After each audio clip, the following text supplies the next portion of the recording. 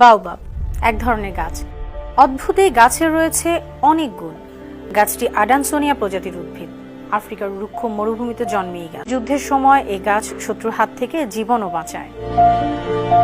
10 মিটারের মতো চওড়া বাওবাব গাছ 5000 বছর পর্যন্ত বাঁচে। এই গাছে পাতা এবং ফল আফ্রিকানদের কাছে খুবই জনপ্রিয়। বীজ থেকে পাওয়া তেলের রয়েছে নানা রকম ঔষধি গুণ। রান্নাবান্নার কাজও চলে এই তেলে। বাকল দিয়ে বানানো যায় আকর্ষণীয় কাপড়। শক্ত খোসাযুক্ত ফলের ভিতরটা অনেকটা শুকনো পাউরুটি আর ঘন মাখানো আটার মতো। খেতেও টক ও মিষ্টি।